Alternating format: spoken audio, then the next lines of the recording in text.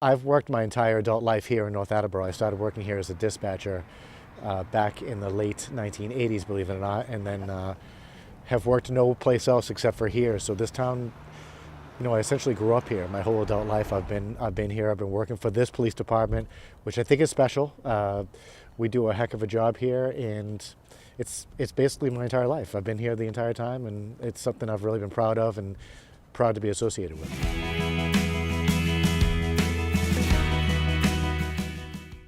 We used to employ 4 civilian clerks. We're down to 2. I do not currently have a person who's in charge of the detective division. It's a job that Captain Dorenzo's taken on. We have lost manpower. We've gone from 48 sworn personnel down to currently 40 as we speak right now. And we have a series of line items that basically don't have enough money in them every year, where we're basically scraping to make sure that we finish the year in the black. So, but the biggest impact, I think, has been something that we've been working on in charting is response times. So you can see that with a decrease in police personnel, response times have gone from from just around a minute to almost 2 minutes. And if you can picture being in duress or being in a stressful time and a police car not getting there for an entire minute longer than they would have in the first place, it's difficult for people to understand, and it's difficult for the guys. And then lastly, there's less personnel on the road. So these guys are going to very, very dangerous calls every single day. We just had a hurricane here basically the other day. We just had a carjacking not too long ago. These calls are very, very, very serious in nature, and we have less personnel on the road to go to them. So.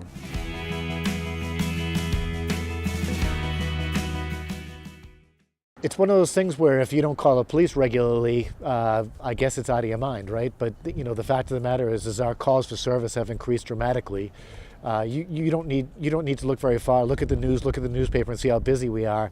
Odds are, at some time in your life, you're going to need the police department. And again, with less personnel, depending on what's going on simultaneously, we may have less people, and the response time may be greater. So yeah, they should be concerned. Absolutely.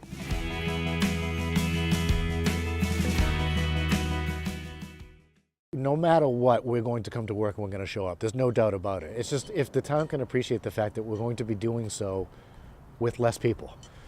It is not uncommon for us to receive multiple calls at the same time. I've outlined over the years many times where we've bifurcated our services to go to 2 or 3 different calls at the same time. And I mean serious calls. Calls with guns, serious accidents.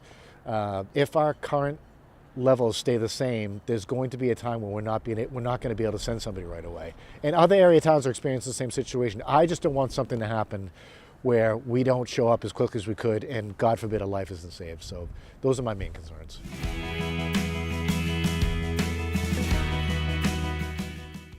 I'd love to get 6 more people on. That would be the idea. But again, there are expense items that are down as well. So if you can appreciate the fact, I'll pick training for example. Our training budget is just over $10,000 a year.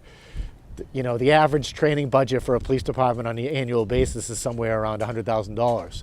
So, I'd like to supplement some of the money to get back into training. The main focus is to supplement our manpower, no doubt. It's to make sure that these guys and the citizens have the right amount of people on the road on a daily basis for us to respond back to the response times we're normal to have.